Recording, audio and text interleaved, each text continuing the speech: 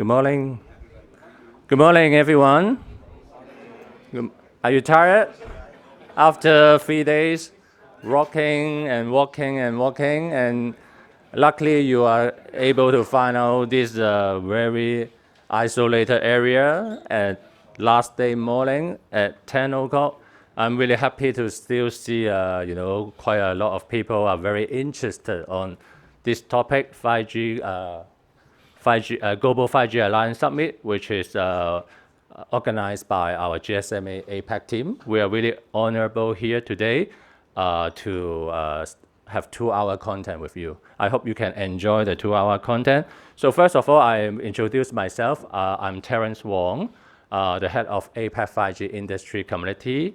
I'm based in APAC region to support our member, our government, our industry and enterprise to adopt 5G. So we are very great honor here today to have a lot of government, industry association like from manufacturing, from automotive, from critical communication, and of course also from different kind of local industry association from Indonesia, Malaysia, and Singapore, etc. So yeah, let's move to the next one. So here's my face. If you don't remember me, you may see me on the virtual workshop before. I know some of you join my virtual session all over the world. Thanks again for coming here. I think now we can have a physical contact and discuss more about this topic. So I think everywhere, every people are aware of 5G have been deployed for a few years, right? I think if you walk in the last 3 days in the MWC hall, you still so many 5G elements. Of course, AI is a huge topic. So I think 5G is proven to be the most influential generational technology, and also the faster adaptation so far compared with 3G and 4G. And then, of course, we're still seeing the strong momentum. Last year, we see Brazil, India, they also roll out 5G, right? And then China also start to love Asia, like China, Korea, Japan. They also moving forward to 5G advanced. So we see a lot of good momentum. But then, of course, there are also huge challenge about 5G adaptation, the scaling. I think this is very important. We have to understand the technology. What are something good we are doing and what are not doing good. And then prepare for the 6G coming, right? I think this is really critical. We have this kind of workshop to have a review and then discussion. So this is the agenda for today. I think if you look at the agenda, we have a very comprehensive topic. After our APAC team will give some overview and opening about APAC perspective and what are some of the work we are doing. And then we have GSMA Intelligence. We'll share about the latest trend of enterprise on 5G adaptation. You may have some new insights about this. And then we have a GTI. GTI is a TD-LTE alliance of mobile operator. Actually, they did a lot of work to drive 5G. So they will talk about digital transformation, utilizing private network and public 5G network. What are the success factor? And then some initiatives they are driving. And then we have a speaker from Alliance for Private Network. Which is talk about the private network adaptation right now in the world. And then we also have a guest speaker from India who will talk about Industry 4.0. As you know, Industry Prime Minister have a very strong ambition to push digital transformation using the technology 5G right now. And then finally, we have a very good panel discussion. We have a combination from industry, including standardization body like SC, and also 5G ACIA, which is an alliance of manufacturer, very focused on the OT requirement for factory, for manufacturing. And then we also have mobile operator from our region, the leading operator from Thailand, AIS, and also Indonesia from Telkomsel. And of course, we also have a very good enterprise user of 5G who deploy in the oil and gas industry. So we will have a very good panel discussion about some learning from different perspectives. So now let me first introduce my boss, Julian Gorman, the head of APAC. So he will give you some warm opening and overview. Thank you.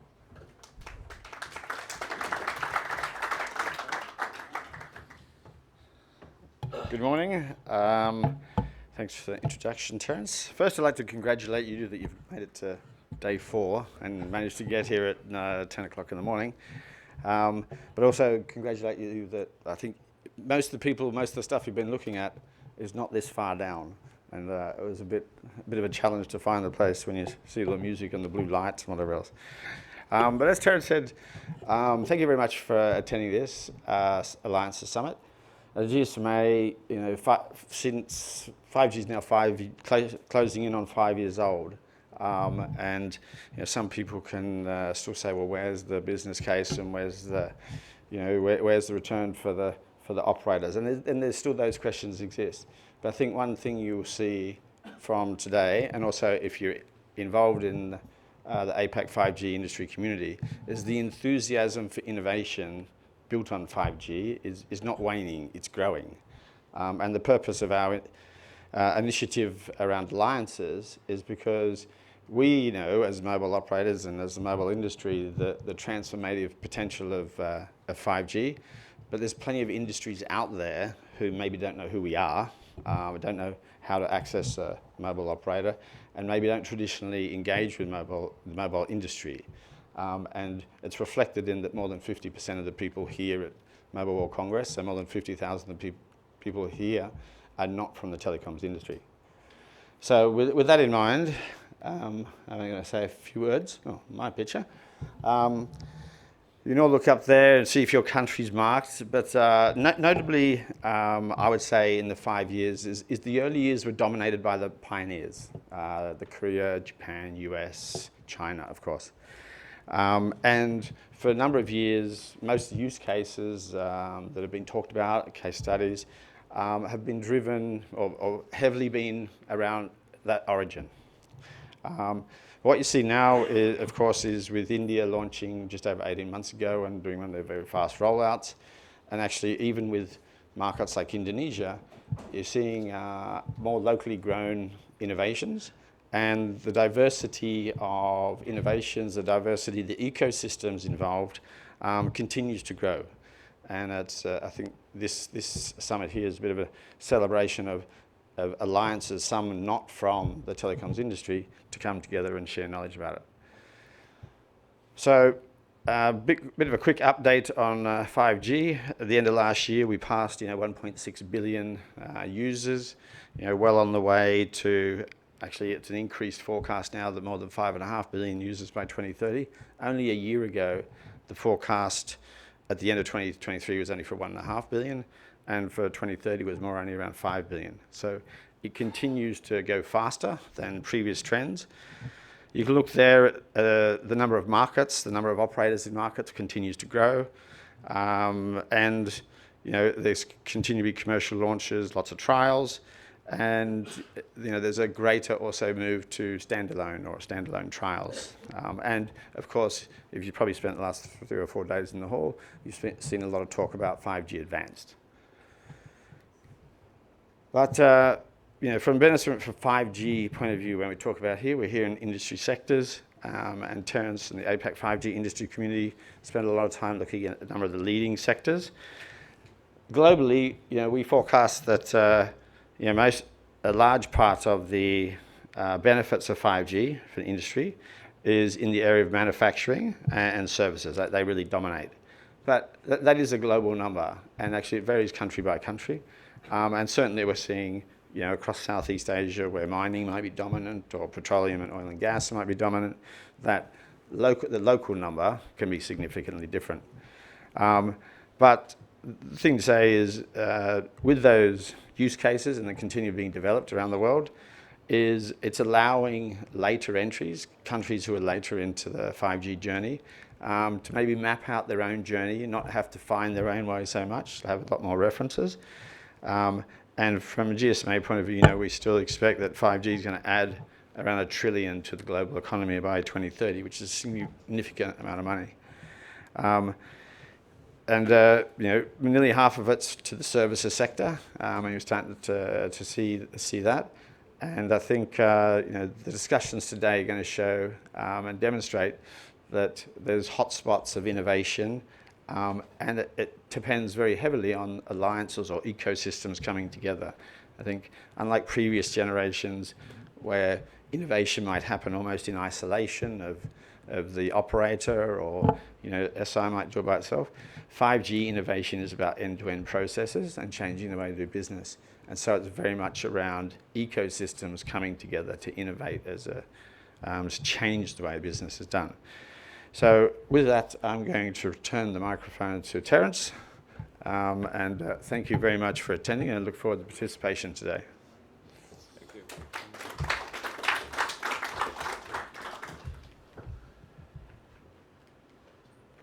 Yeah, I think this diagram, most people are very familiar with the key 5G features. Of course, I think right now we are not only talking about eMBB, ultra-low reliable communication or massive IoT. We also talk about a lot of new features, the time-sensitive network, thanks for 5G ACIA to putting this into the 3GPP standard, which can support manufacturing for OT operation. We, of course, also have the V2X technology, and also thanks to 5G Automotive Association to drive the evolution of the supporting connected vehicle, and also drones as well are using on this technology. And then we also have the release 1718, we have the reduced web cap. Reduced web cap is a very powerful technology to support different kind of IoT devices, right, to achieve more this kind of connected industry.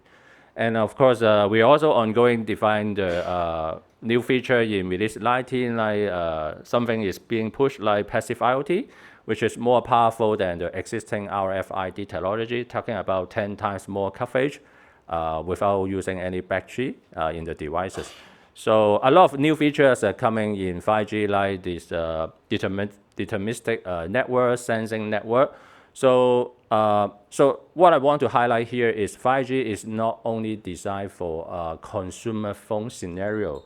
It's really on purpose to support different industry on the digital transformation or industry 4.0. So this is a very clear with all the alliance, all the association to support to make this happen. So I just want to highlight this. If you have any good feedback about 5G requirement, here actually you can talk to the Alliance and the Industry Association to reflect this back into the 3GPP standardization, which will be very influential for most of us here. Okay, so back to GSMA. As Julian mentioned, we form a 5G industry community. Our purposes is to support the industry, government department, like Julian mentioned, the services sector, which is account for a lot of 5G benefit, like the public sector, public safety, defense, smart city, transportation on seaport, airport, container port, speed railway. All these kind of things would need support, right? They don't understand 5G. So that's why our industry together have to form this community with governments from different countries in APAC, mobile operator, of course, technology leader, and also some pioneer enterprise who are willing to adopt 5G. So we set up different kind of interest group. I think some of you may already join our interest group in different vertical to learn about 5G. We have over 200 digital pioneers who present their 5G pilot project in different sectors. So welcome to join our community in case you are not yet. We have regular activity. So, ourselves in APAC is not enough. So we have to support our government in different countries, in different regions. So that's why we have a concept of alliance, right? GSMA still is very small. We need to work with a lot of people. So we set up the community, but we also encourage different government, operator, or industry association to form national local alliance, which is very critical to support a national-wide standardization or a best practice to drive the 5G ecosystem. And then in between, we of course have our APAC 5G industry community to support them as well. We already have more than 1,000 organizations end-to-end in the value chain. Some of them are solution providers, some of them are the enterprise user, and of course a lot of government, consultancy, SI inside this community. And then of course we want to work with global. We are not automotive expert. We are not OT expert. We are not a critical communication expert. That's why we work with different kind of global association in healthcare, in automotive, in manufacturing, in critical communication, and of course we also like to work with GTI. So that's our concept, to bring more people together to drive the scale of the 5G. So this is some of the snapshot of our workshop we have done in the last 2 years. So these all are available online, including today's one. So if anyone missed it, you can go back to our website. These are all available. You can hear the CIO of Airport Authority from Hong Kong talk about how they deploy 5G private network in an airport. You can hear about the Thailand port operator, how they deploy 5G in Thailand, Lan Chapan port. So there are many cases.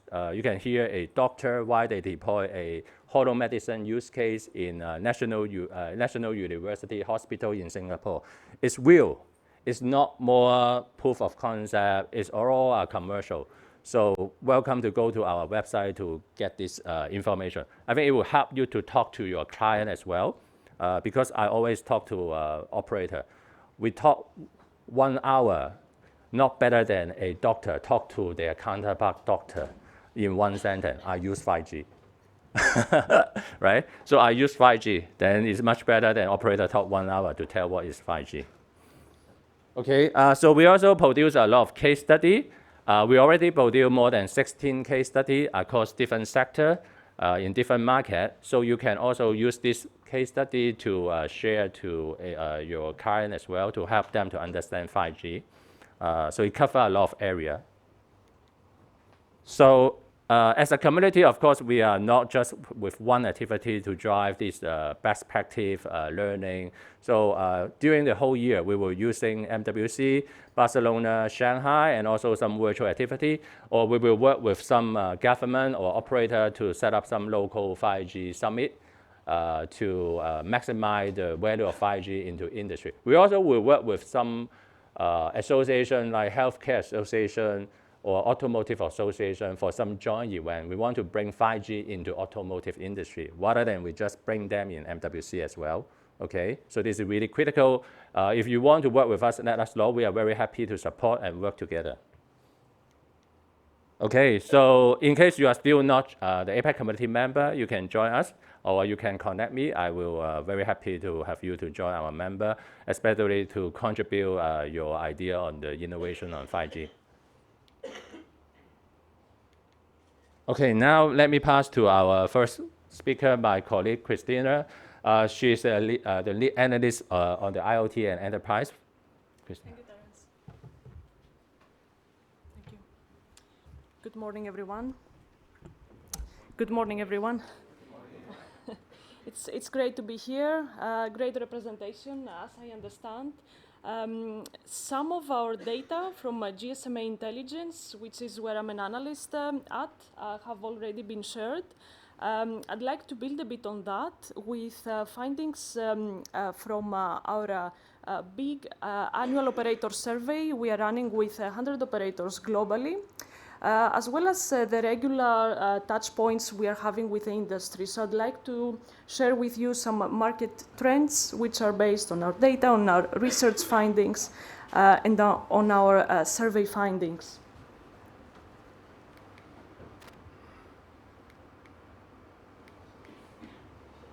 Speaking? No? Make sure. Oh, okay, thank you. That one. Okay, thank you. Yes, so the important thing to remember from the data when it comes to 5G network rollouts is the fact that now 5G is a truly global technology. It's being deployed across all regions in the world, and in fact, in the last few months, we have been seeing an acceleration in the APAC region, as well as in Africa and Latin America. Now, our data suggests that in 2030, we will have more than 50% of total mobile connections to be in 5G. And 52% of 5G connections also we expect to be in the APAC region. We are also seeing some stepping up the 5G standalone deployments. Maybe it's happening a bit more slowly than we were expecting, but we believe that this will catch up as well.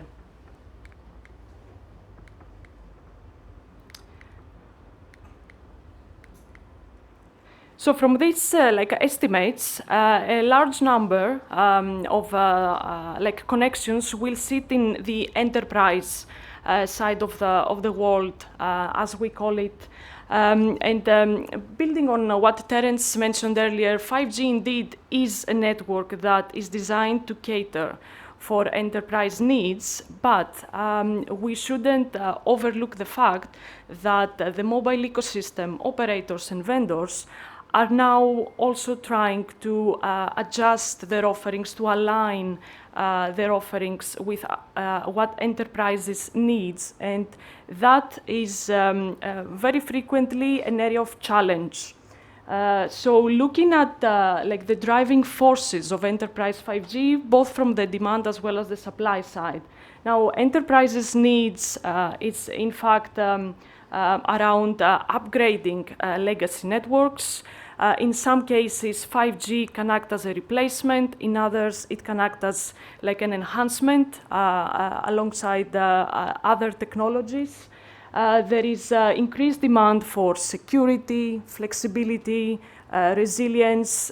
Companies want to deploy networks in multiple sites. They want to keep their data inside the boundaries of the enterprise. And 5G indeed can offer 5G's value proposition can find a great fit in there. Specific 5G services, right? So we have massive IoT, we have ultra low latency IoT, we have edge compute, private networks. Drones are coming, passive IoT are coming more and more, network slicing as well. So this is really, really great, but in my personal view, I think there is a challenge matching these offerings exactly with enterprise focused value propositions. So I believe this is something that maybe the industry needs to do a bit more work on that, because it's also about bridging two different worlds to some extent.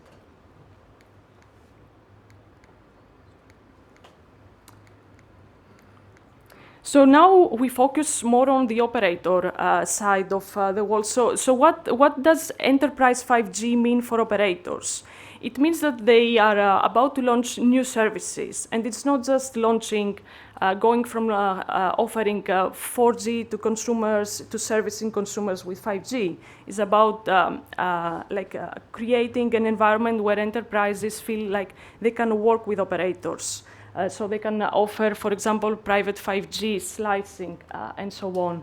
They need to go look for new customers. They need to embrace new business models, new ways to monetize their offerings.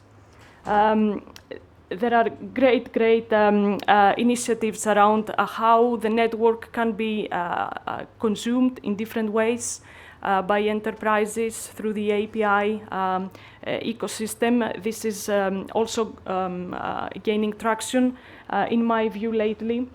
And obviously, it's about operators' transformation of their networks, of their assets. They need to move to the cloud. This is a huge transformation. So definitely a lot of opportunities as well as challenges.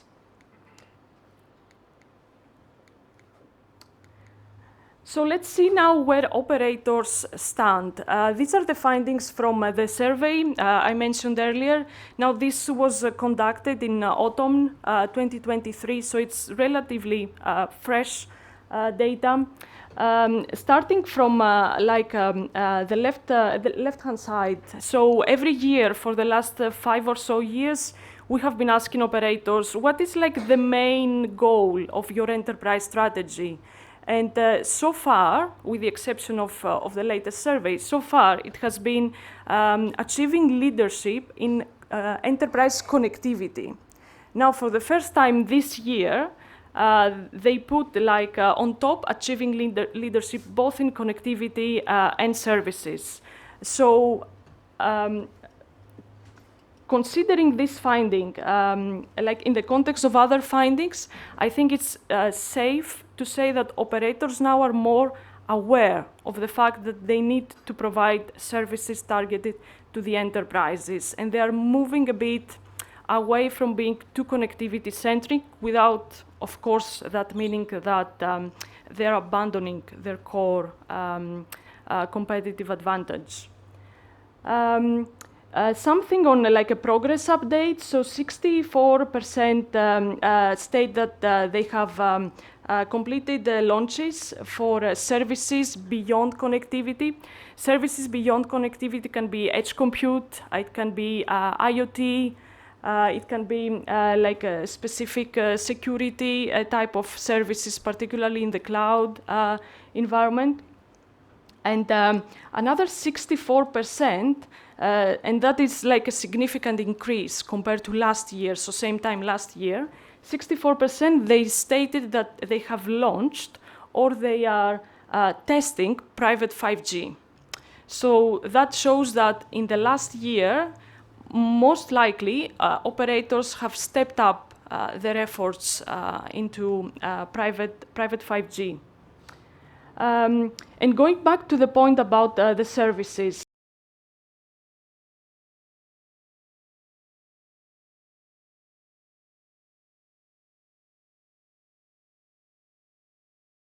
right, so connectivity focused services is on top. However, in reality, we see like a large array of services sitting like almost similarly quite high up. And I can assure you that compared to last year, they are also increased. So again, it's like this notion that connectivity needs to be bundled with services, and the fact that operators realize that we need to get better at offering this type of enterprise services to end user industries. Finally, a point about how they are, how operators are being organized internally. So what is it that they do in order to address the enterprise 5G opportunity, like on a corporate level even? So more than 60% of them, again, that's an increase compared to last years. They say they now have a dedicated unit internally, a dedicated business unit. For offering focused enterprise services. More than 50% of them are pursuing like internal transformation plans, have been retraining their staff. They are like having the enterprise focus in scope as for the internal restructures that they have been making. They are hiring talent from vertical industries as well. This is definitely something that we are seeing. So in other words, they're being transformed internally and on a human factor level to be able to service the enterprise segment.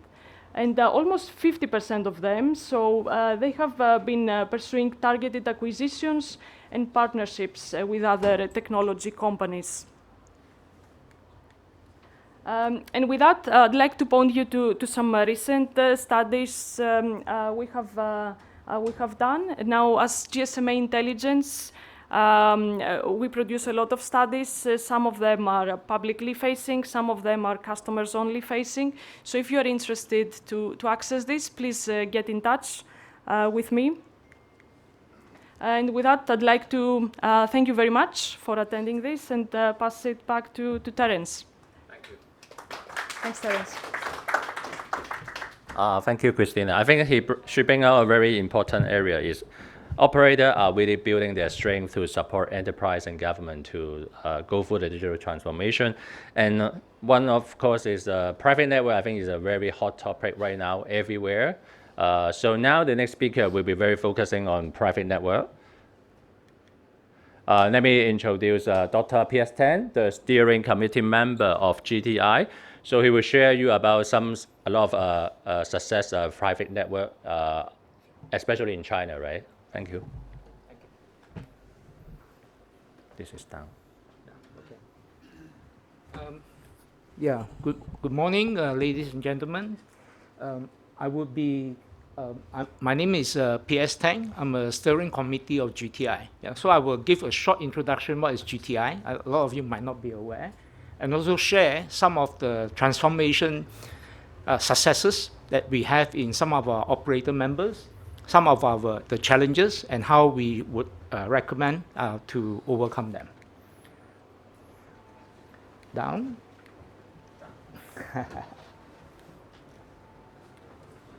No, is it up? Is it down? It's down.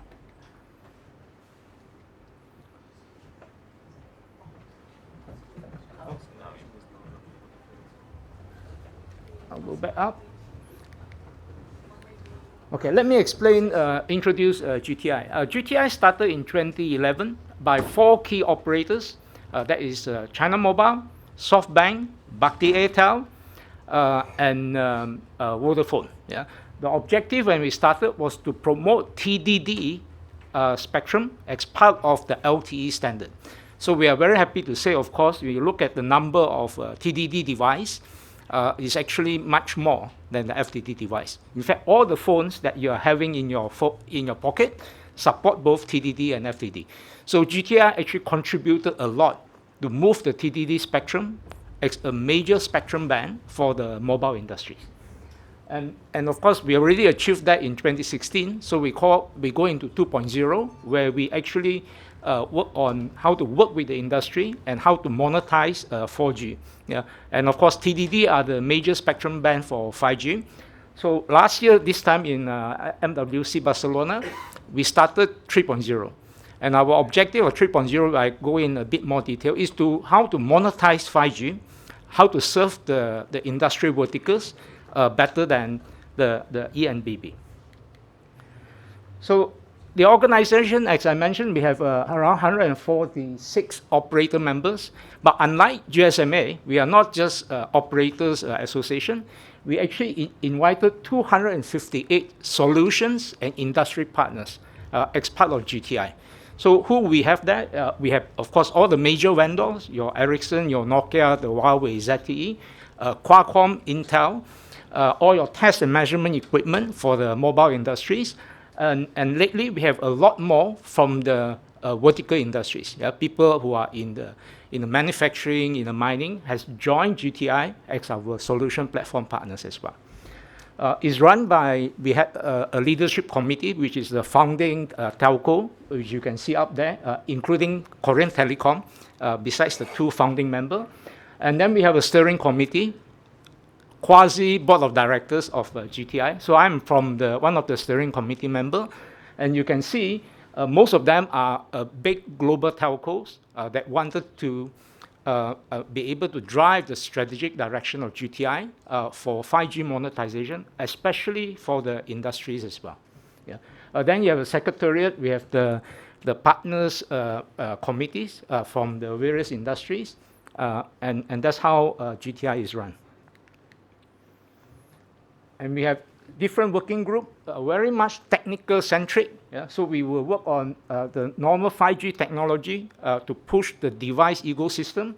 but we were also driving what we call an enterprise network solution. This is very much for the enterprise sector, to serve the enterprise and the industry. And the last one will be 5G innovation on the application layer and the monetization business model that we want to be able to share. On that, of course, GSMA is doing a great job. We always see GSMA as our big brother, but we are driving it among the user, our industry and solution partner, and the operator. So our objective is very clear when we launch GTI 3.0.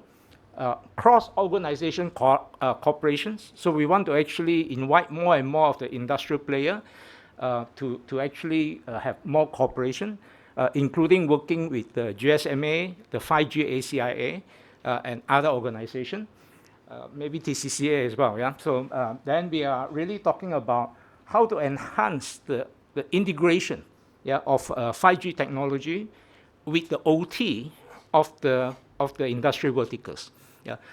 And I think that is one of the big barriers that we need to cross in order for the industry to adopt 5G more successfully. Lastly, as I mentioned, monetization is always a key factor. Yeah, how to make sure the operators make money, how to make sure the industrial can save money and be more efficient.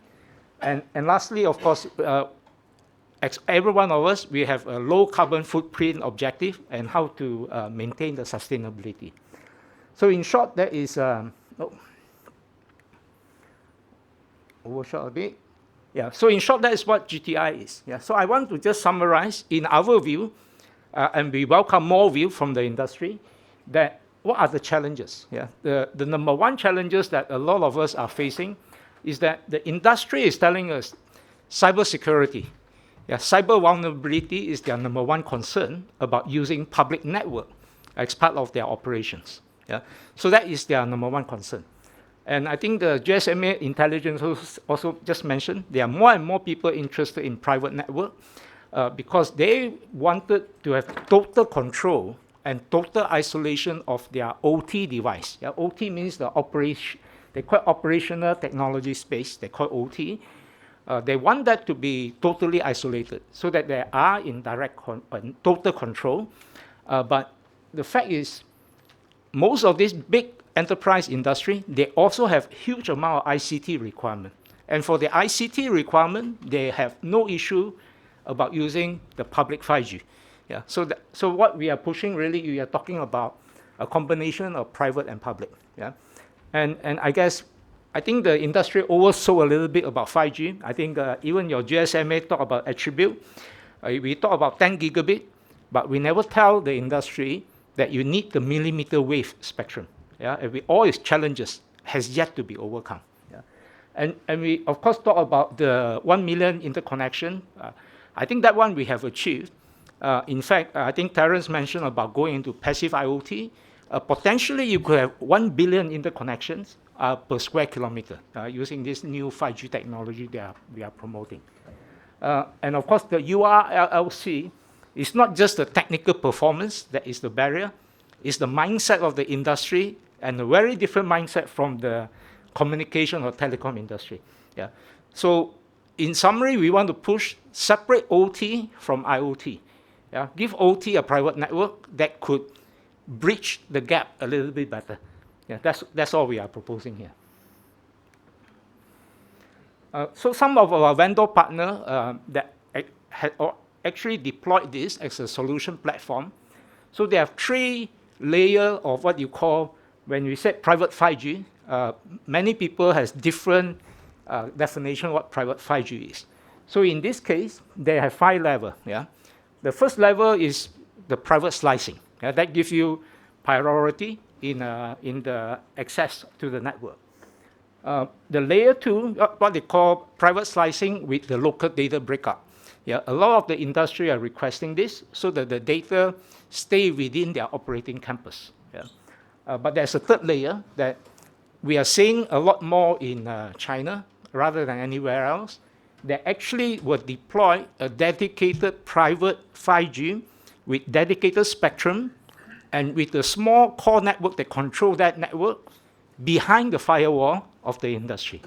Yeah. So they can then have that private network to serve or to manage all the OT devices and the OT process. Yeah. So 3-layer, depend on which vertical industry or your unique requirement, it could be hopefully satisfied. Yeah, depends on which layer you need, and you can actually combine different layers. So for the mobile industry, they will also be able to generate revenue from all 3 layers. So these are examples of just layer 1, layer 2, which I'm not going into detail, and an example of layer 3, yeah, where they need to have what we call integration with all the OT devices, which I mentioned is a hurdle right now and a challenge. Integration to the ICT, of course, for their own internal operation control, and then deterministic network assurance. Yeah. This is like the mobile industry trying to speak the OT industry language, yeah, so that they feel comfortable and has more trust in the network. And of course, simplify the operational and maintenance, yeah, so that all the OT industry feel comfortable that they can control the network as well.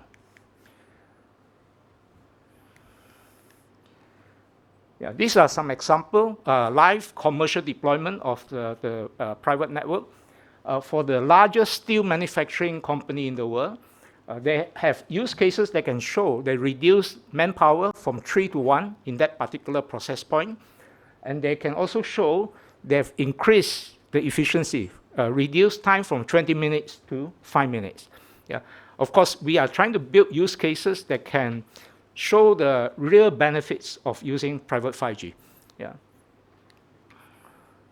Other examples in the shipyard, they will deploy private 5G, and right now a lot of the industry are also thinking of deploying the digital twin so that can actually properly simulate and optimize their operation. Now let me share a little bit of one of our operator members, of course, China Mobile, probably the largest mobile operator in the world. More than 1 million 5G base stations, a big portion of it, 200,000 are for standalone deployment. Yeah.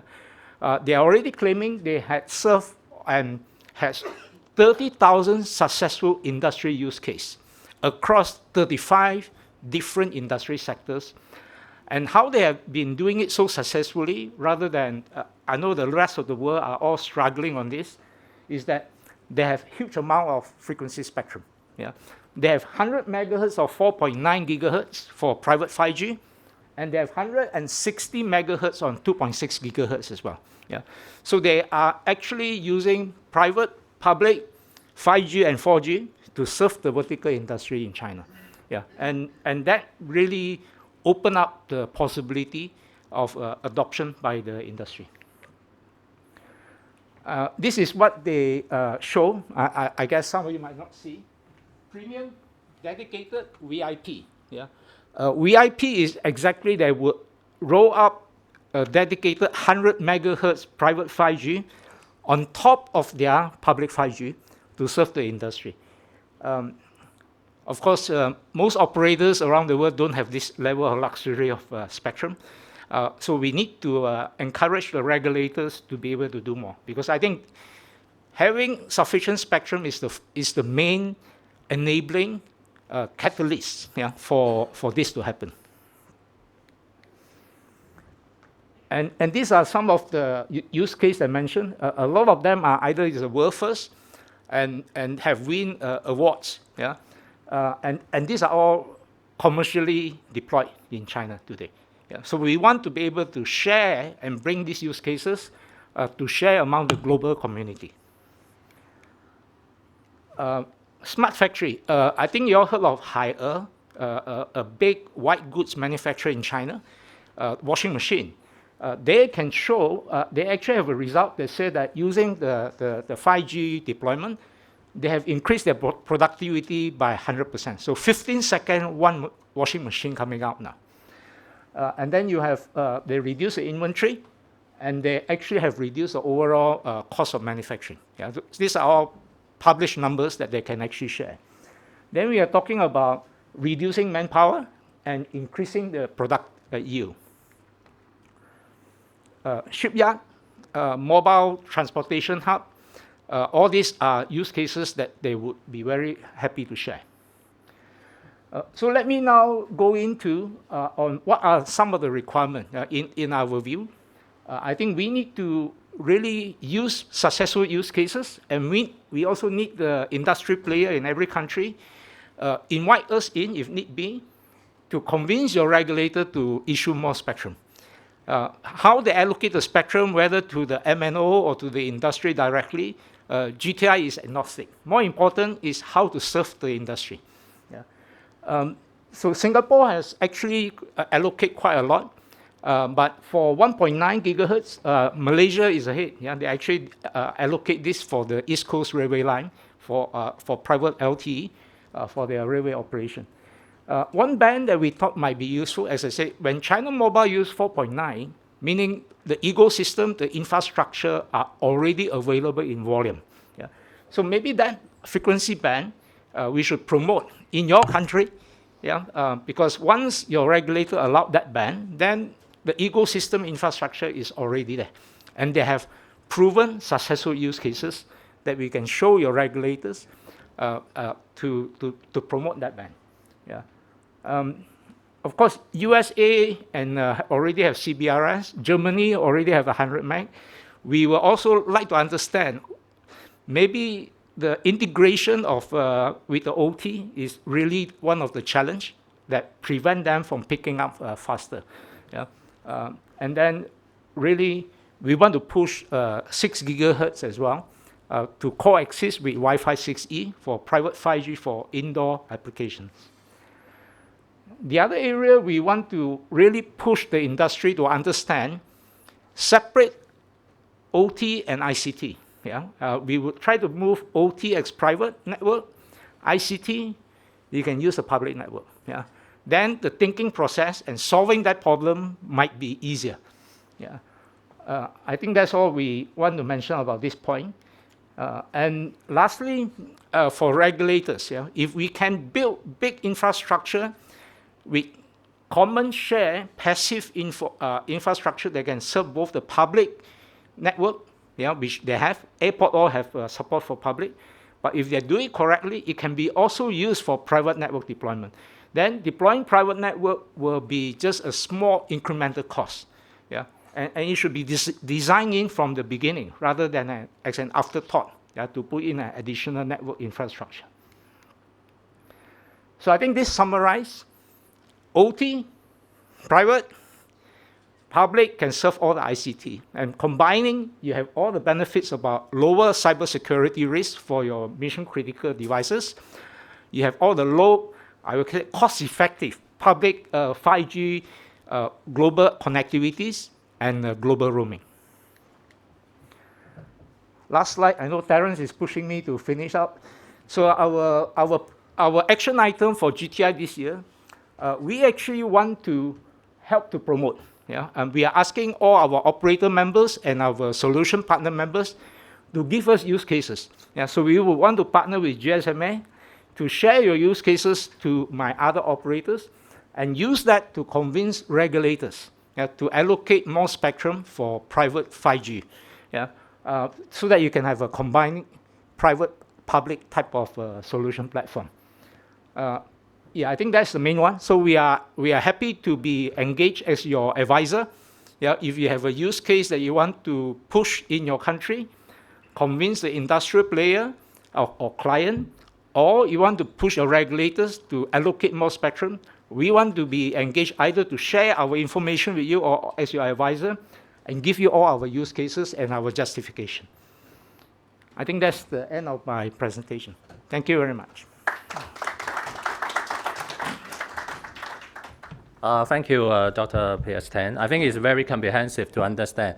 I want to highlight 2 points. The one point is China is a good example.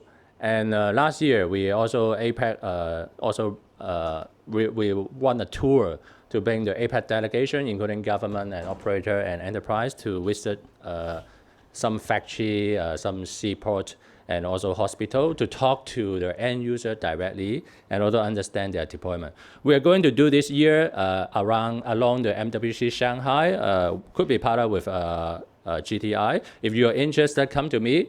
You can have a physical touch of 5G experience there. And then, of course, another point I want to bring out is I already seeing some innovator like Hong Kong Airport. So they deploy the private 5G. They invest heavily. So they now they also need to justify why they build a 5G network, not only for own purposes. They actually open the network for other airport company, you know, the enterprise, the retail, you know, the companies serving the airport. They also need a very good private network connectivity. So they resell the network resources to the to other, I don't know how to say, B2B. B2B right now is very interesting business model.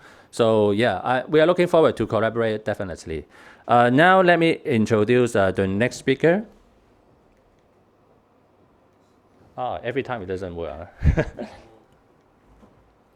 Okay, no, not this. Okay, let me invite the next speaker, Alexandra Kitra, representing the Alliance for Private Network. Alex is also the Director Business Development from Lockyer. Welcome, Alex. Thank you. Thanks. Well, thank you very much for the kind introduction, and I hope the voice will still work for a couple of more minutes. It was an interesting couple of days. No, it's fine. I'm good. Thank you. And just wanted to give a quick overview on the private networks that we have been seeing growing over the last couple of years. And actually, it is something that I'm proud to show. A couple of slides. Up, down, up, down. Yes. I think every time you need to click up and then down, it will work. Very good. Yes, and if we are looking at the Alliance for Private Networks, we have built a global alliance, a team of players that are driving the private networks forward. So we want to build technology blueprints. We have worked on solving the trouble of bringing a private network PLMN ID, helping also spectrum tracking in countries where we have shared spectrum, and make sure that you understand what spectrum is available on the market and how we actually support the market, also accelerating standards and be a partner in this. The Alliance provides educational information, resources for customers, for interested partners. That's okay. It's okay. The backside cannot hear clear. Oh, then I stand here. Okay, sorry. Maybe this works better. Yeah. Okay. And we are, of course, pushing the educational private networks via events, via, speeches like here today. And we want to make sure that there's also a stronger ecosystem. And we are teaming up in the ecosystem with partners and want to make sure that all of our work contributes to a faster adoption of private networks. When we go forward, we are actually, trying to bring the path to 5G in a very simplified way. And I'm going to talk to you a bit about the references that we have gained over the last couple of years, where we see that the technology blueprints that we have, as well as the interactive spectrum map, is a very powerful tool for customers, for enterprises to understand how you can build private networks, especially if you have enterprises that have operations, factories in multi-countries. The Spectrum Interactive Map is a very powerful tool that helps you to build experience and actually get access to the necessary spectrum to build private networks. Why to deploy a cellular network, a private cellular network? We have heard a lot about this already earlier. We have heard that there's a lot of interest in various industries. We see, for example, mining, oil and gas, warehousing, utilities, ports, maritime and manufacturing as the key places where an adoption takes place for private networks today. We have added a lot of references also during this week to the private networks globally. All of these industries actually are striving for either increased capacity and coverage in their facilities. They want to virtually connect everything and provide a secure data connection solution. We also see that our customers want to have better predictive maintenance, for example, as one of the use cases in industry settings. When you have machines connected, when you have people connected, one of the topics is also not only performance, but also worker safety. And when you come to our booth in Hall 3 at Nokia, we actually also can show how private networks help you to drive the ROI and actually address key topics that we have on this slide. Technology blueprints. When we look at the 3GPP standards, 3GPP is the baseline for building private networks. And we also see that within 3GPP of release 15 and onwards, there's a lot of work being spent on building functions that support the telco space to adopt private networking in enterprises. And if we are seeing private 5G in enterprises, we see a lot of customers adopting in ultra-private networks where you build networks on campus. And when you have on-campus networks, of course, edge computing is a key topic. But not only, the 3GPP features play a big role. It is at the end of the day all about use cases, all about how do we use, the power of the network to serve enterprise customer challenges. When we are going into the 3GPP feature mapping, we see that there is a huge list of features which actually is available in today's standards that both our operator customers as well as the enterprise customers can leverage in building private 5G networks. There's RAN sharing topics in there. We use technologies like MOCN more and more in enterprise settings where you can bring neutral host scenarios into the mix. And of course, one of the key aspects that our customers want to have is high performing private networks with very low latency and extremely high throughput. In many of the industries, we see that video is one of the key aspects that they want to leverage in private networks. And for private networks, you need to make sure that video plus high throughput with low latency brings performance issues down to the enterprise level. Going forward into the private network identifier program, so what we have done, we have actually built a unique global PLMN ID allowing for a very easy and fast deployment of private 5G networks worldwide, which is extremely important. It's the PLMN ID 90201, which is defined in the new international mobile country code as the PLMN ID for enterprises to fast adopt into building your private networks in your local country. Let's take a look at tracking deployments and tracking available spectrum options. That's a very interesting snapshot of the planet. When we're looking where private networks are happening, we saw it also on the other slide. There is actually a lot of very interesting markets, and in all of those markets, like in the US, Germany, UK, Sweden, Finland, Netherlands, Netherlands was a new addition, spectrum now available to build private dedicated networks to serve enterprise use cases, and the spectrum is the lubricant for that industry to actually run and efficiently build networks globally. Japan is on this. Let's go to the next slide. When we look at the spectrum that is available for 5G and R in unlicensed bands, there's also a great addition of new spectrum sources that we can leverage for building private networks to have multi-layered networks in various spectrum bands. There's an overview. If you want to discover your available spectrum in your country, please check out the interactive spectrum map. Please take a look at this, and based on your membership, you can get access to your country spectrum. And if you have questions, if in your country spectrum is available to build private networks, you can also contact me directly. Let's take a look at where is the digitization platform that we are selling as our one platform in Nokia adopted globally. It is important to say that Nokia is the undisputed leader in private wireless. If you look into analyst reports, latest analyst reports, we have collected more than 710 global customers that actually deploy private wireless and private enterprise networks in various countries on this planet.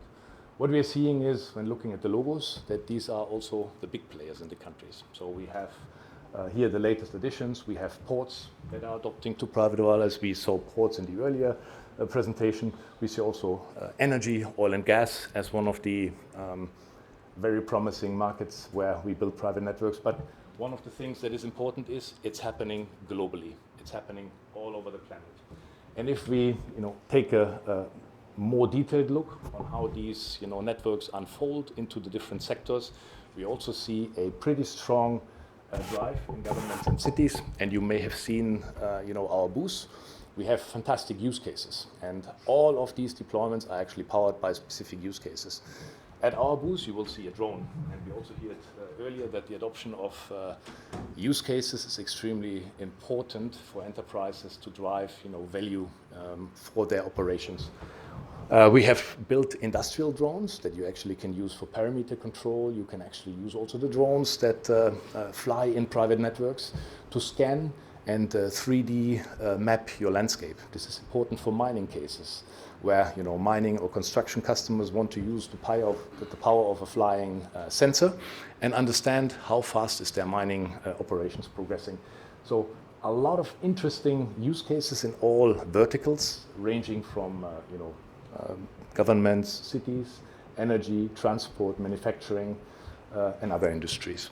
Another very interesting press release that went out with one of our partners this week is with Verizon. They went into manufacturing and won a new customer for Nokia Private Wireless with Audi in Germany, where Audi is deploying now a private wireless network in one of their test tracks near Ingolstadt. So a lot of interesting growth momentum on winning new references. How do we do those? We work very close with here we go. We work very close with our partners, service providers, because we saw, especially as we saw in the earlier presentation, a strong adoption by service providers to bring private network connectivity to enterprise customers. We work in the key markets with the key logos of service providers. Let it be Verizon that I already mentioned, but there's also Docomo, there's Linkem, there's Tele2, there's T-Mobile. All of them we team up to build and operate mobile networks globally. When going out there and seeing that markets are opening up in energy and in ports and transport and logistics, it is also important to have strong local partners that are coming with an SI capability. SI is system integrator capability. Our partners like Acura, Accenture, Altran, Atos, they actually all have existing relationships with enterprises in specific verticals, and they utilize our technology to serve customer value in their respective verticals.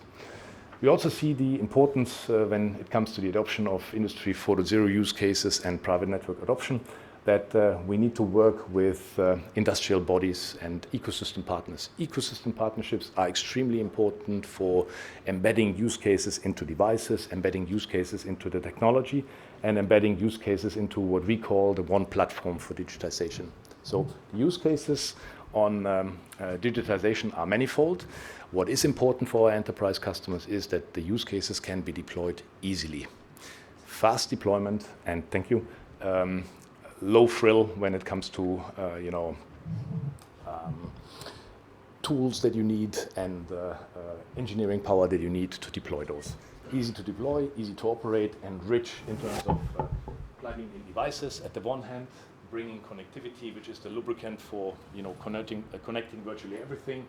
We see that our platform comes with edge compute, where you can do local processing of your data. Our customers want the data to remain in their premise, to build local data lakes that are on campus, to actually connect also on top third-party applications and use cases. I gave you the drone example as one of the use cases there that we can showcase.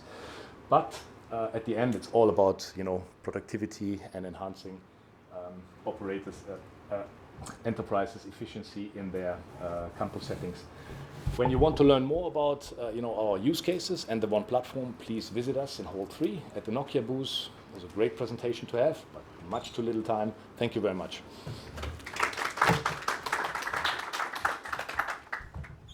Thank you very much. I think, yes, you can still have time after this workshop. After networking, you can still go to visit Nokia stand, of course. Now, let me invite the next speaker.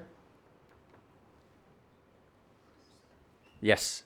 Now we want to invite a very large SI, Tech Mahindra, Sandeep Sharma, the VP and Global Head of a portfolio of 5G. Welcome. First, let me try this, whether it's working for me or not. It's not working. Let me go up, go down. Yes, I know the trick. Hi, good morning, everyone. I'm Sandeep. I think there are many familiar faces here, but for those who don't know what Tech Mahindra do, Tech Mahindra is the leading system integrator organization. We take care of the CSP networks and the enterprise network as well. And we heard a lot about 5G since morning. And 5G is not a new topic, honestly speaking. We have been hearing about 5G for last, I would say, 6-7 years.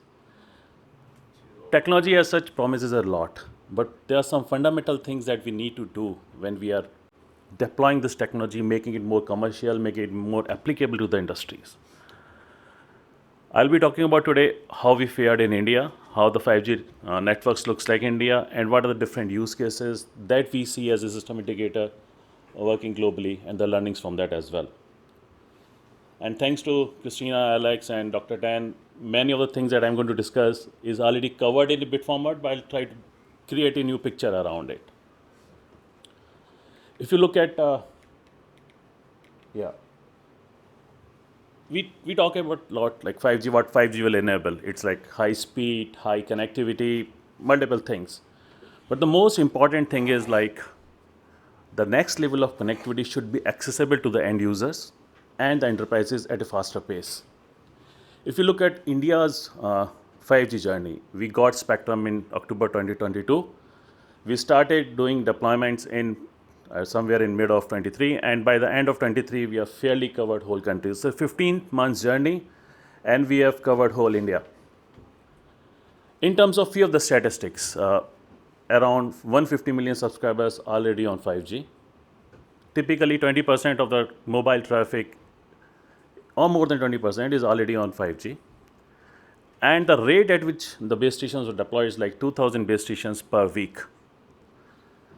By far, this is the fastest 5G deployment that I have seen happening and making it accessible to the end consumers. This is the vanilla. You have to have connectivity before you give any use case to any consumers on the enterprise. And currently, it's more like CSP-driven private 5G networks in India, so we have to look at the connectivity layer from the CSPs. If you look at how Industry 4.0 is going to get impacted with 5G. 5G has many promises in terms of like wider spectrum access, slicing, creating a detailed architecture of edge, using cloud more of it. But if you look at the enterprise perspective, they're least bothered about it. They need to see what problems we are going to solve for that industry. How we can leverage and make that integrated with the existing assets of IT cloud, IT infrastructure. And that way there, we comes in and we as system integrators integrate different assets together and make it work for the enterprises. If you look at one of the analyst report recently, there are many impacts of using enterprise networks, modernizing them will bring on the economy. If you look at this report, around 2% of GDP will get powered up by 2030 for India if we go towards digitalization space. Many caveats are there in between, but different industries contribute to different economy in a different form. But the most importantly, you need to have right ecosystem in place. Ecosystem not in terms of technology, not in terms of only the OEMs or only use cases, is how we can build a skill set around it, how we can deploy these things very effectively.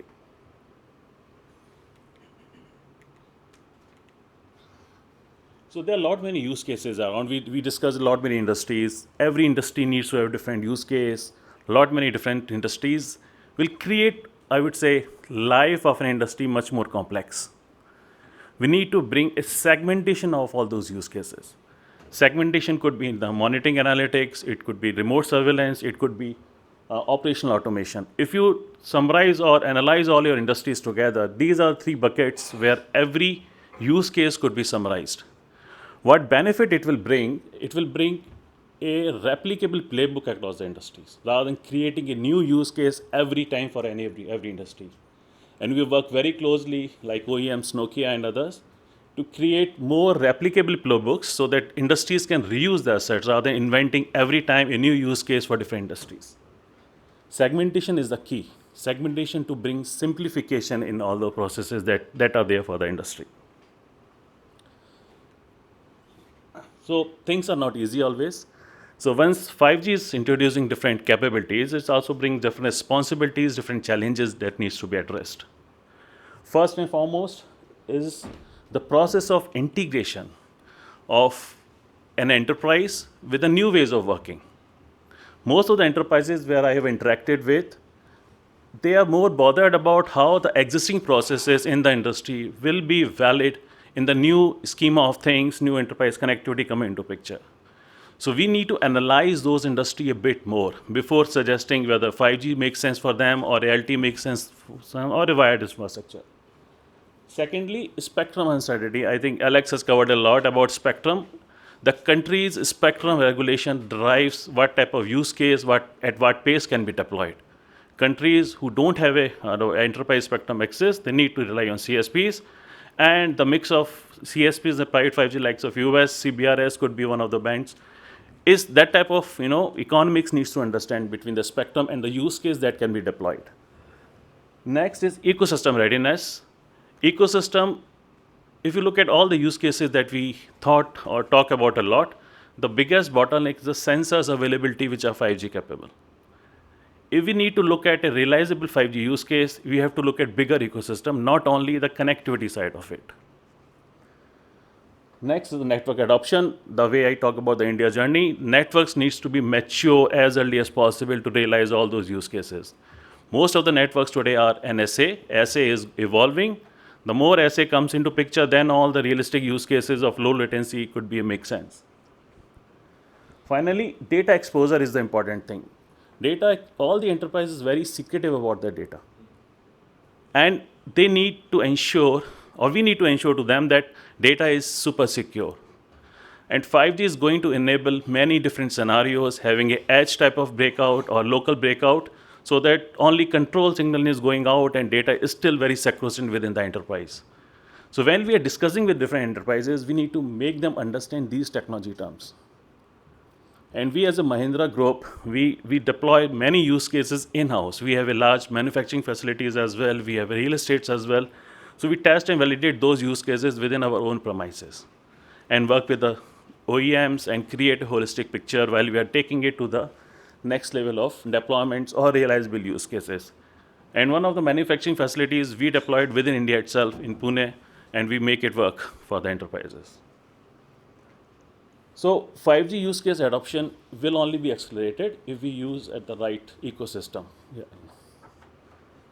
And I have a vision problem. I don't see anything which is within the range of 3-4 meters. So just 2-3 slides more. With all this philosophy of how things to be deployed, and Tech Mahindra works on 3 basic principles: simplify, modernize, and monetize. What I mean from simplify is that we need to simplify the processes for the industries, simplify the operations, the way things operate, so that the end consumers and end enterprises need not to worry about it. Modernize, the latest tech stack should come into picture, help them in modernizing to the latest technology, at the same time ensuring the legacy interoperability works. Legacy not in terms of only 3GPP, the existing infrastructure that they already have, so that they have a common plane of glass to address different things. Finally, monetization by using different use cases that we are discussing since morning. So these 3 principles enabling a digital transformation for different industries and the nations together. Keeping in mind, this is how Tech Mahindra operates with our customers. Our core strength is around consulting. Once we consult with different industries, we understand their problems, their processes. how we can reform those processes to the latest technology trends, and deliver our services around system integration, security services, private network deployment, or customization of services specific to use case. Keeping in mind, we have created a playbook which is focusing on different industry verticals, right from mining, manufacturing, healthcare, and many more. This is just a snapshot of it. So we have a bespoke solution focusing industries, but these are replicable playbooks that can be easily replicated across the industries. Finally, some of the key takeaways: it's not only about deploying the private networks, we also contribute in a way so that the economy also get uplifted. First and foremost, whenever new technologies gets introduced, there's a dearth of competence which is required. So we have a large pool of skilled engineers and experts who go into the different enterprises, understand the problems statement, help the enterprises deploy their networks. We also help in enterprises in upskilling their skill set as well around the cloud, core, anything that you talk about from the network perspective. Since we are contributing so much in the global deployments, we leverage all those learnings, helping the enterprises within India in improving their operational efficiencies. And by using all these things together, we help in achieving innovations at the industry level beyond technologies, more process and network level innovations. And this actually helps in bridging the digital gap that we have in the industry. I think that's all from my side. I'll be here till end. Just let me know if you have any questions. Thank you. Thank you, Sandeep. I think really good to hear from my SI perspective. I think, yeah, the complexity of 5G is, I think everyone aware. So we really need to simplify. You know, I think this is the key word, what I get it. Of course, now we have a very good line of ecosystem to look at the challenge and opportunity and the experience they learn. So let me introduce our moderator. Yes, Diogo Granti, the partner of Kearney. And then let he introduce the panelists. Thank you. There's no more slides, right? No. Perfect. So let me introduce, maybe I call first Luis Romero, Director General ETSI. Welcome. I hope I'm pronouncing correctly. Takehiro Nakamura. Very good. Great. From NTT Docomo. Pupa Akavipat, Acting Chief Enterprise Business Officer from AIS Thailand. Wayne Kiat from Telkomsel, a company I know very well. And Faisal Ghazali from Petronas, Kuala Lumpur.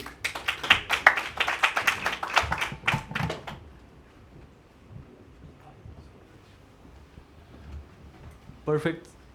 So my name is Diego. I'm a partner in Kearney. Currently, I'm based in Dubai, but the last 15 years I was based in Asia, and I lived in almost all the cities here in Kuala Lumpur, Jakarta, Bangkok. Where are you based? In Europe. Yes. In a very Asian city, Nice. Oh, okay. Perfect. Oh, nice. So let's discuss about 5G Alliance and how it can boost adoption of 5G at an enterprise level. And maybe I change a bit my chair so I can see everyone. So let's start with Pupa. How is 5G evolving and the network of alliances that is needed to provide this boost in adoption? Actually, I mean, what I'm going to share is my perspective for Thailand only. I'm not so sure if this can apply to other countries or not. The way that I see about the 5G stakeholders is fragmented. Basically, on the first side, on the customer, they are looking for someone that helping them making the business better. Of course, they not go to AIS network connectivity provider at the first place. I think everyone know that. They go to the IT, OT or solution provider. That's the thing, right? That's the only person that can help them do business better. And then on the IT, OT solution provider side, they also get difficulty to access the customer. they also get the difficulty to, let's say, make themselves as a one-stop shopping service for the customer.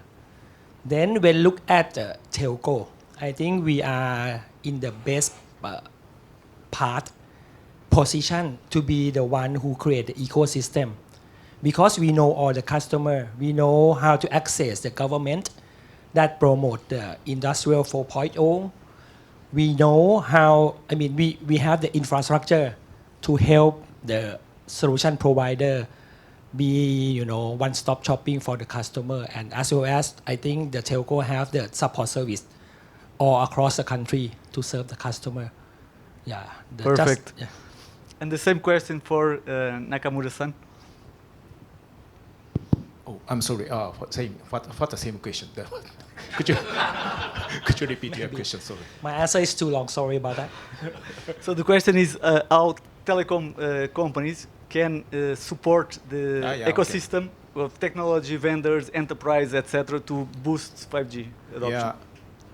Yeah, actually, the 5G can be used for the variety of the enterprise business, of course. And actually, my colleagues in NTT Docomo is working so hard to contact to each industries.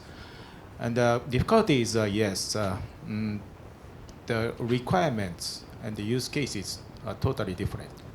Yeah, vertical enterprise by enterprise. And also, even in the same industry, requirements are different. And yes, we had some presentation on regarding the simplification. Yes, simplification should be the key, but how to simplify the system, that the solution is a different case-by-case basis, company by company.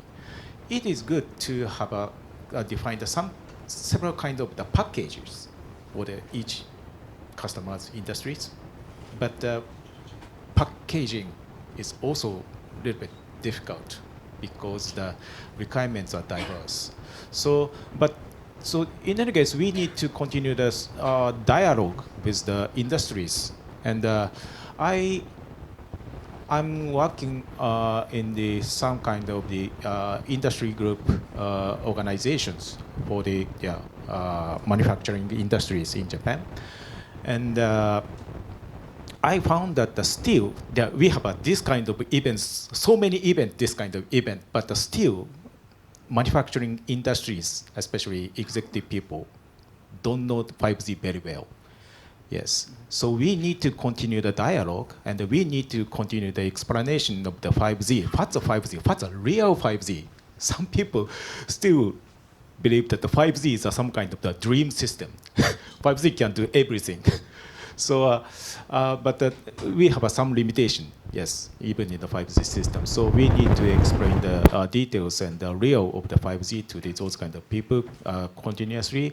And then we need to identify the good solutions, issues, to make a win-win relationship between us. Yeah. Yes, totally agree with your view. Another question: fragmentation is a big topic. What are the risks that the industry starts to be very fragmented, everyone adopting their own technologies, etc.? Luis, maybe your view first. Yeah, well, this is coming from the standards world. Obviously, fragmentation is the word we don't want to listen to. It's yes. We need some solid, homogeneous platform that crosses all over the geography, and I think that's extremely important.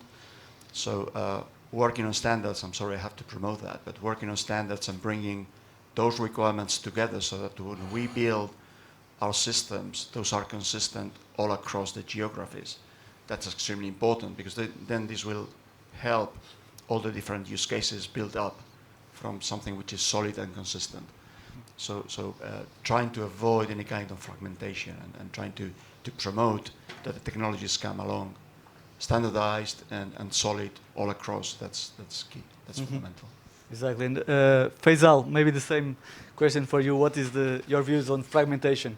Okay, thank you. Okay, as for me, I'm actually coming as a user perspective.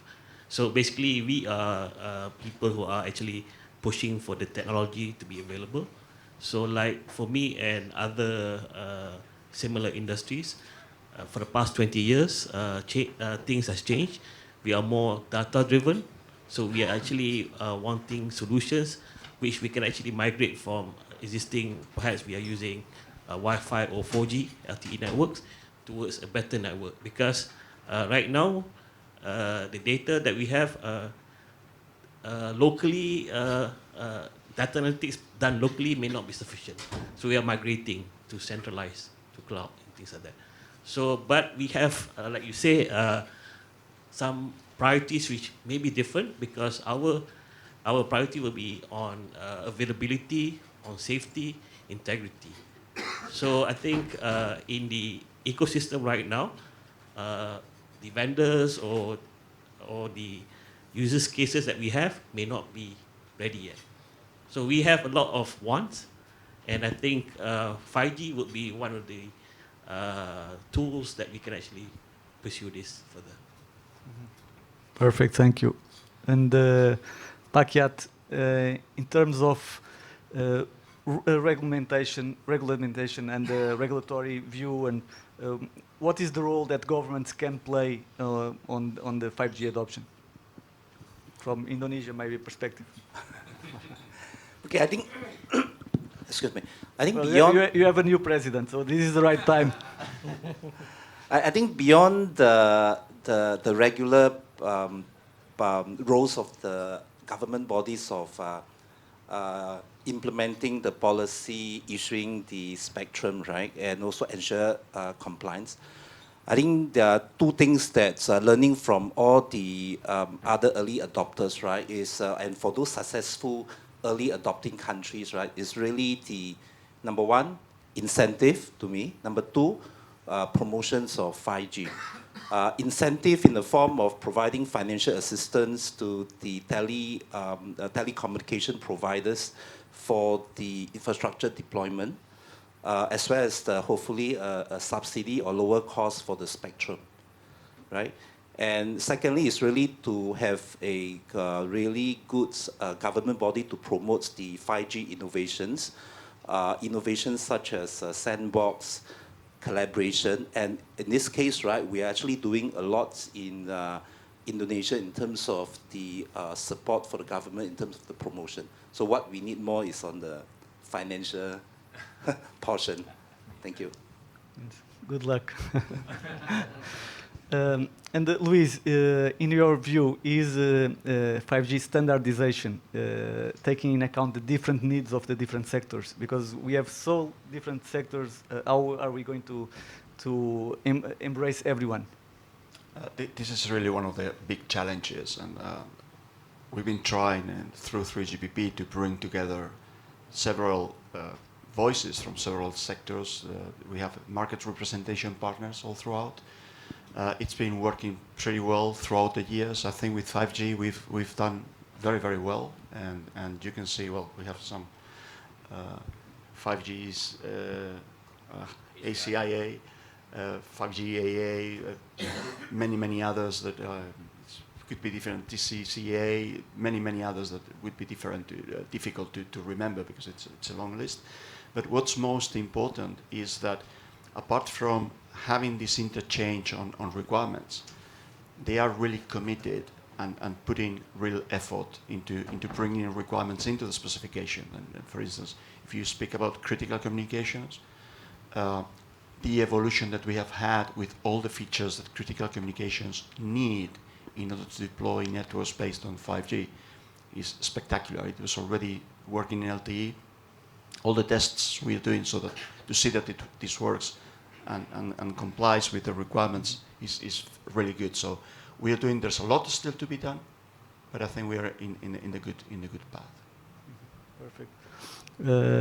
Kun Pupa, maybe talking about AIS, how are you creating a partnership and alliances in Thailand?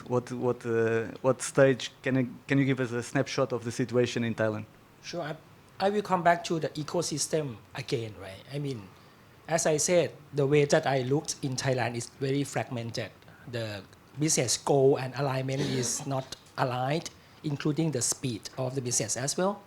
Then at AIS in Thailand, we do 4 things to create the ecosystem. The first one is we create the platform, just like an orchestrator platform that provides network connectivity. And the second one, that platform provides edge computing, MEC. And that platform allows the OT, IT solution and customer to reach out to cloud, hyperscale cloud, Microsoft, Amazon, Huawei, and you name it, right? And then the next one, that platform provides a marketplace where the solution provider can deploy their solution on top of that platform. And lastly, on that platform, we doing the one-stop service for customer. Basically, one billing, monitoring, MA, managed service, things like that. That is the first part. The second one, we work with the government to create incentive. Government in Thailand is really nice. They promote the industry 4.0, tax benefit, things like that. We also working with the industrial estate to create some model that allow our platform and our partner to deploy the solution into the industrial estate. And we also create what we call is innovation lab that allow the people on the platform work together, doing the hackathon together, doing the POC on the 5G to ensure that before they pay for something, they gain some confidence level that 5G will work for them. And lastly, we create a commercial model that make everyone on the platform can work together. I think that's pretty much it. Perfect. Same question, Nakamura-san. In Japan, what is the state of the Alliance ecosystem? Yeah, of course, the 5G is, for them, the 5G is a very interesting system for the efficiency and to create new revenues. But on the other hand, according to the discussion result of the many industry people, and especially on the manufacturing industry people, still they, as I mentioned, still they don't know very well about the 5G and what kind of the benefit they can have, and they just a explanation, high-level explanation or qualitative explanation is not so enough. Maybe we need to show the quantitative benefit gain, yes, in terms of the efficiency or additional revenue or something. And also, especially in Japan, I'm very active to negotiate with manufacturing industry people in Japan and also 5G ACIA. And almost same situation I found, almost. But in Japan, rather conservative, I think, especially in the people in the field. They satisfy the current situation. They don't want to change drastically. So they had some concern to introduce a new system like a 5G. That is one of the difficulty to push the 5G, and that's a little bit different from the other countries.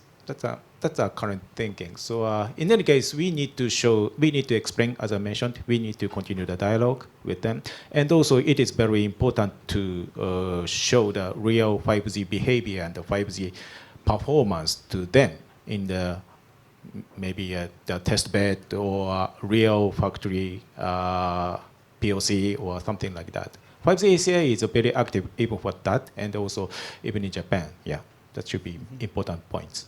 Perfect, thank you. Pakiat, Telkomsel, the largest player in Indonesia, 250 million people, very strong economy growing, predicted to be number 4 in 2050. What is the situation in terms of ecosystem and 5G and the role that Telkomsel is taking? Okay, in terms of 5G implementations, right? Actually, we are still a relative young baby as compared to a lot of the countries here. So we have a lot of private network coverage, but mostly it's LTE.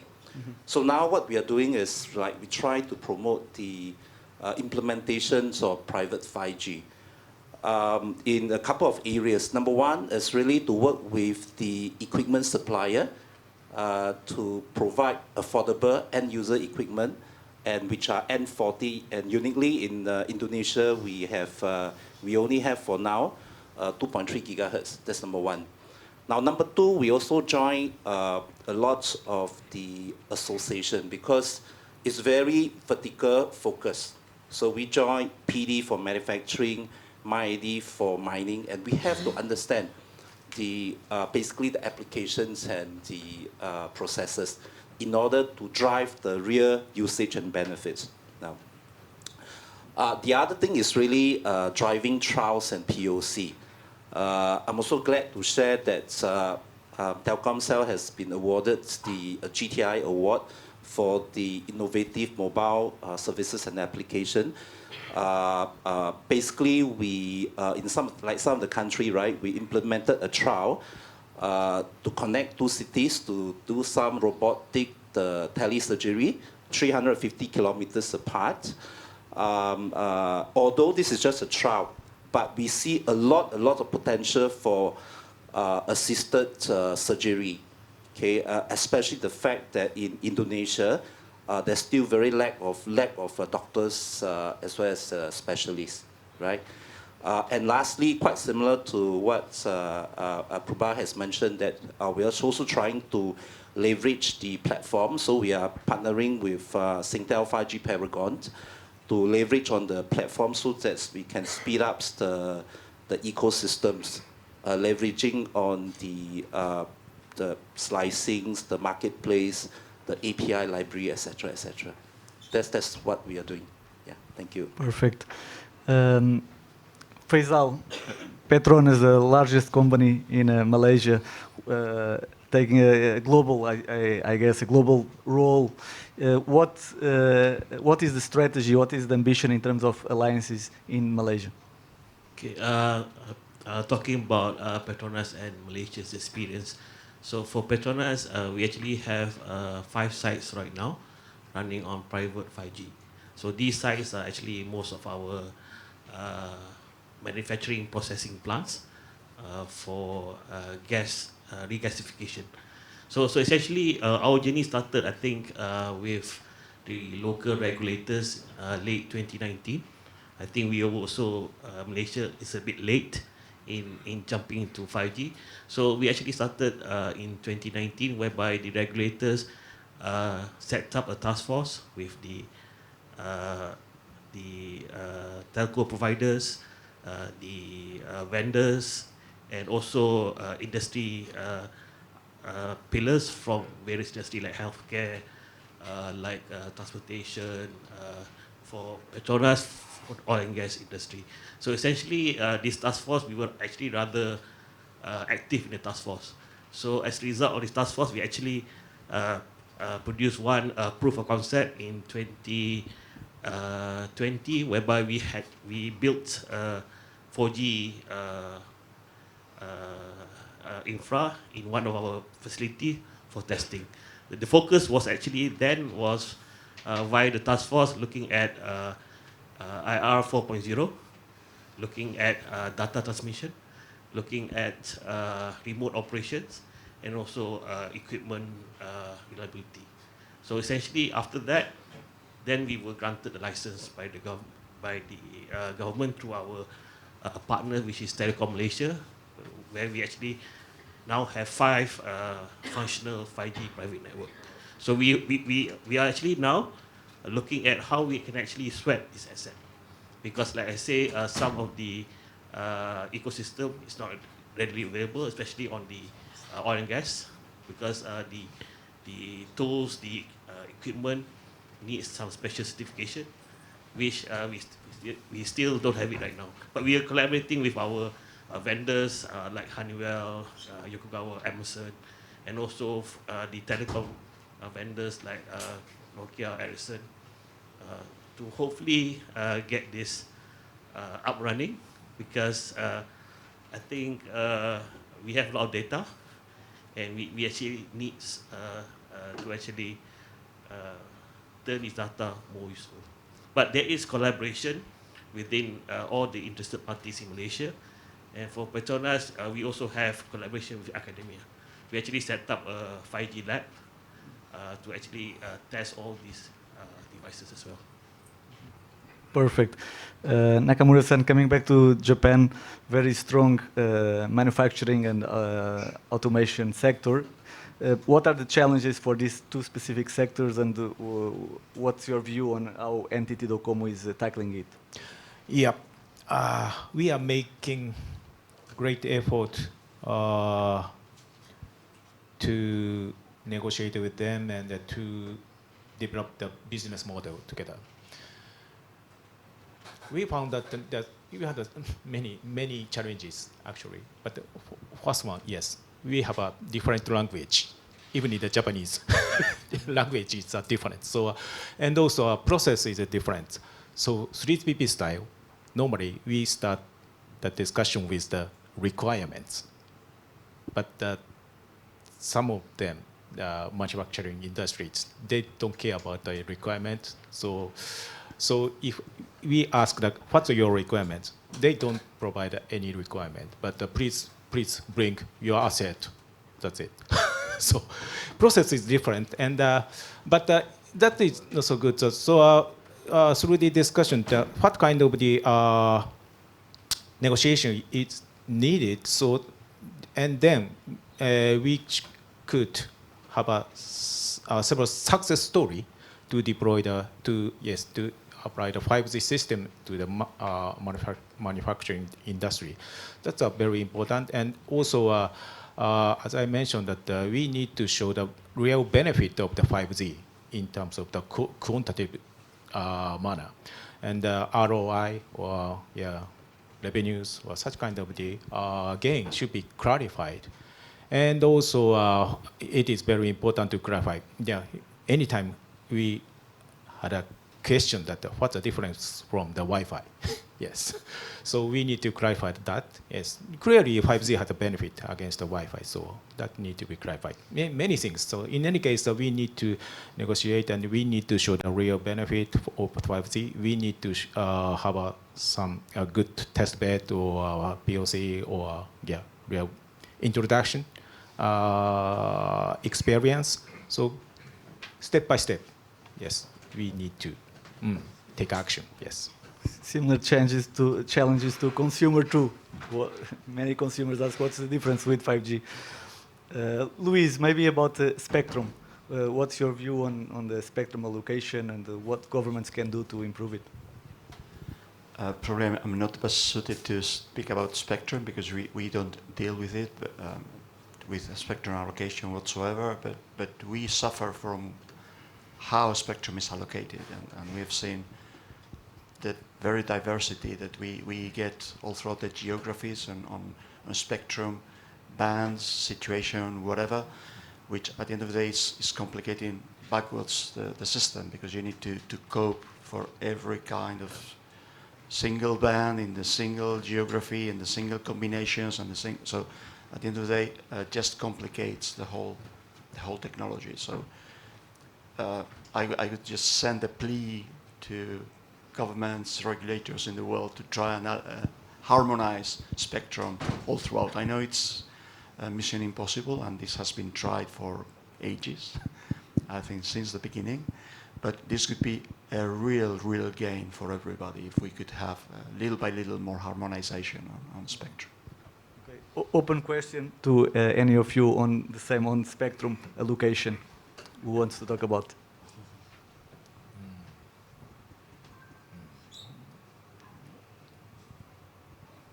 No one? Okay. Nakamura-san. Yeah, of course, the spectrum harmonization is very important to develop the ecosystem. And but the situation is difficult more and more. And the spectrum allocation process is different, and the situation is different country by country. And even in the WRC, yes, as you know, the complete harmonization is almost impossible. So region by region harmonization. But still, that is okay. And also, currently the lower spectrum band, we don't have enough space to allocate anymore. So we should better to develop the higher spectrum band, like a millimeter wave in the future, possibly subtile health, maybe millimeter wave or higher spectrum band subtile health could be useful for the, for example, especially for the manufacturing industry. Yes, very limited area, and higher performance will be needed. So maybe that should be a good approach to use the millimeter wave more. So higher frequency band, still some room to allocate and possibility to have a harmonization. So personally, I'm very interested in the millimeter wave and the higher spectrum band to be used for the enterprise business, especially for the manufacturing, yes, industries. Perfect, thank you. Let me open the stage to any questions that you'd like to ask specifically on these target countries or generic about 5G around the world. Let me give it to you. Yeah, hi, Joe Veretto here. Thanks for the informative discussion. I'm representing Hollow Medicine Association here, and there was healthcare use cases touched on, but our organisation and ISV we represent deployed a solution in a hospital in Singapore that takes advantage of the low latency and high bandwidth of a hybrid cloud. I'm interested to know from you how much interest you're seeing in healthcare, and is this a focus area? Because there's obviously industrial is a big focus, so just some feedback, thanks.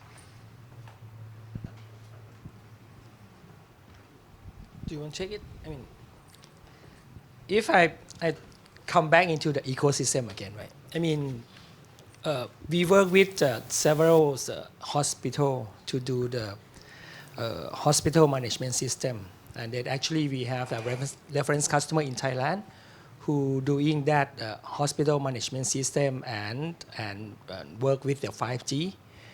The thing is that I think I come back into the ecosystem again, where the solution provider want to sell the hospital management system to the customer, want to have the network slicing or remote, what you call is the remote medicine, remote doctor, to allow the people in the remote side into the top. Then the thing is that the speed to close the project is not fast enough, because the hospital need to work with many different vendors at the opposite side is that the solution provider also need to go through all the steps. I mean, cloud, edge, computing, everything, right? So what AS help is that we create that platform to make that the demand meet supply faster and supply meet demand faster, and then 5G is play very critical role in that hospital space as well. I'm not so sure if I answer your questions or not, but we see the trend of the 5G in the hospital a lot in Thailand. Any other questions?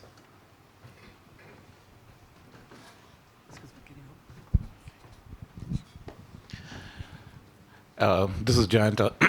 I run the R&D for HPE on a lot of the 5G and generally the telco solutions. So my question is, as we delve into private networks and deployment of private networks, and maybe Faisal, you from Petronas will be able to take this. Who is actually that single point of contact that is helping you do these deployments? Because we come from a history of where the telcos traditionally know how to deploy a network, they know how to own a customer, and they work very well with vendors like Nokia, Ericsson, and even people like us in HPE to deploy some of this. But in the enterprise, I'm sure you've had a very different ecosystem. You've had various partners doing your ICT and things, IT, OT stuff. So who, according to you, is that single point of contact which is helping you do this? Yeah, thank you for the question. So essentially, the 5G infra, we work with our telco provider. So in our case, it's Telecom Malaysia. But once the infra is there, we actually on our own, because in Malaysia and Petronas, the use cases, we actually work together with our vendors directly. So like for example, we have like those operator around tablets and phones and things like that, which are ES rated. So actually we go to the providers and ask them for a 5G. So it's actually a collaboration between us and the device provider, and we also have collaboration with universities, whereby we actually developing devices applications at the university for us to accelerate all these devices that we need. Also for future, right now, because we do have like digital twins analytics, those are still locally in our servers, and those items that we're actually working with these vendors as well on how we can actually get this data faster, more data. We actually, in the past, the fee devices has become more smart fee devices. So over the years, like when we first started, when our first plants were built, we essentially do not get smart information for the fee devices. Over the years, we actually upgraded this, and technology has evolved whereby we can actually make measurements which were not possible 20 years back. So all these smart devices, the data, the analytics, the diagnostic data, we are harvesting them. But like I said earlier, we require a faster, better transmission of this data. So we work with our established vendors, a few vendors, but I think these vendors are known internationally as well. So that is the approach that we have. We are going with our vendors and also with academia, universities, for us to actually accelerate this. Actually, this one I can answer very quickly. So in Telkomsel, right, we learned through the process we have a lot of BTS upgrade. So the Spock is our network engineer. But when it comes to private network, it's totally a different thing. So we hired resources, not hired, rotate some resources that have not just project management skill set, but also network skill set and a little bit of the understanding the customer segment in order to implement a good 5G, private 5G. Thank you. So you as a telco provider are sort of the control point within the enterprise to manage this thing end to end? Yeah, within our own team, we need to identify not the normal project management from a network perspective, because it's more than a BTS upgrade. But would Petronas feel comfortable with that? That's the point. So, no, I think it's back to the ecosystem question, because the complexity is that in an enterprise, it's the services. Like anybody who runs an enterprise, they don't care about so much of the network up front than the service itself and how it's getting deployed. So, this is a very interesting conversation because we have a nice mix here. So I'm just trying to understand that as a telco, can a telco really be the control point here, or is an SI going to be a control point in this whole process? Sorry, I'm done. But thank you for the answer. Good question. Oh, okay. Thank you. Teguh from Indonesian IoT Association. We are talking about private network a lot, right? So my question is to everybody actually. Number one is, since we knew that the frequency allocation is being tough for private network, and we know also that all colleagues from Malaysia, Singapore, Thailand already allocated 6 gigahertz for Wi-Fi 6, only 500 megahertz. We still have 700 megahertz left, right? And those band actually has been also allocated by 3GPP for 5G and RU. So my first question is, what do you think? The implementation of 5G and RU within those 700 megahertz on the 6 gigahertz band will be there for your country for private network? That's number one. Question number 2 is regarding, since this is IoT, need to have a reduced capacity, high power, and so on. So when do you think the 5G red cap will be up and running for all of you guys in the front of the audience? Number 3, we have challenge. Indonesia is, we have what, 17,000 island, right? So building BTS is kind of like nightmare for 5G. You know, we already have 600,000 BTS. So we thought that if Telkomsel, let's say, would like to deploy 5G in a massive way, will be another million BTS. You know, this doesn't make sense at all. So the future of 5G NTN, the future of you know, satellite 5G, what do you think is going to be there as well? So that's my, you know, curiosity of, especially for the private network, that right now, as my colleague from HP is also mentioning, and also Tech Mahindra is also saying this, IT OT differentiation between the, you know, within the company is nightmare. They do not want to, you know, interrupt at all the their OT, you know, instead of IT is just for the IT, but OT is still OT.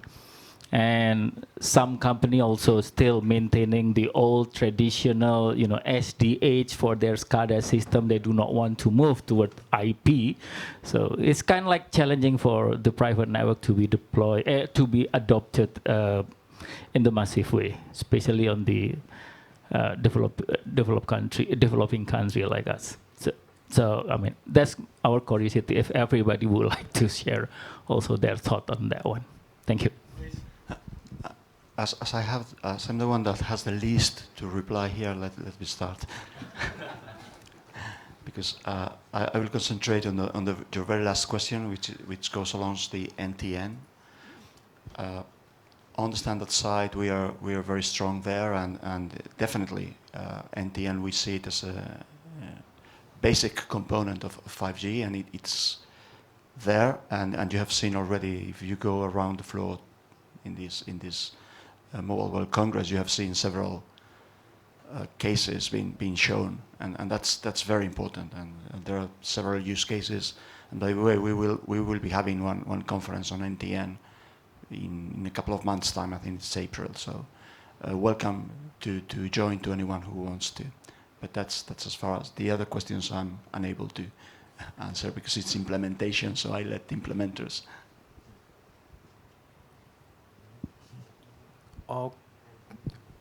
I don't remember very well about the many questions, but some of first question is regarding the spectrum aspect, if my memory is correct. And the spectrum, yes, in Japan and the other country also, Germany, yes, the dedicated spectrum are allocated for the private network. Yes, in Japan we call it the local 5G. Yes, I don't know that other Asian countries, but that is one of the good way to allocate the dedicated spectrum band for the private network. But even if the dedicated spectrum band is not allocated, the current public 5G, yes, we are MNO treating. The public 5G spectrum, it can be also used for the private network use, of course. So I'm one of the MNO, mobile network operators, and we are also trying to provide private network services using our public 5G spectrum bands. Yes, maybe similar approach can be applied in the other countries, I think. Yeah. Okay, that's it. Okay, maybe for Telkomsel, I probably want to answer your last question regarding the coverage. Yes, Indonesia is a very difficult, very big country, many islands, right? So for us, our strategy for now, we will only implement 5G for enterprise, okay? And even though we have very best coverage in the country, there's still some places that we could not cover it. So we also start to partner with terrestrial, basically low orbit satellites for some of the projects that we don't have coverage, and we use it as a backhaul.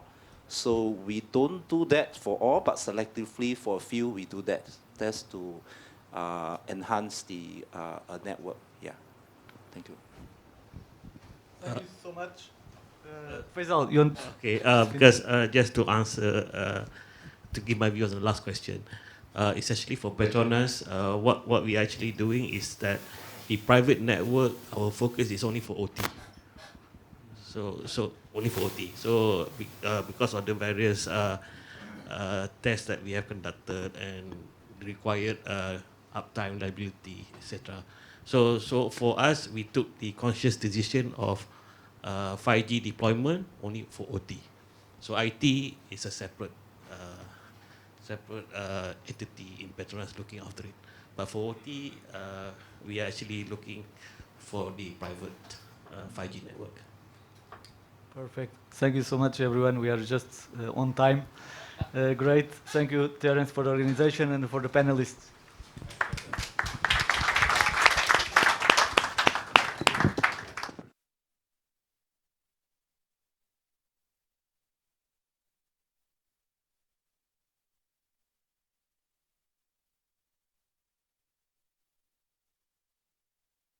Feel free to reach out to our speaker. And like what I mentioned, there are a lot of association, the Critical Communication Association chairman also here.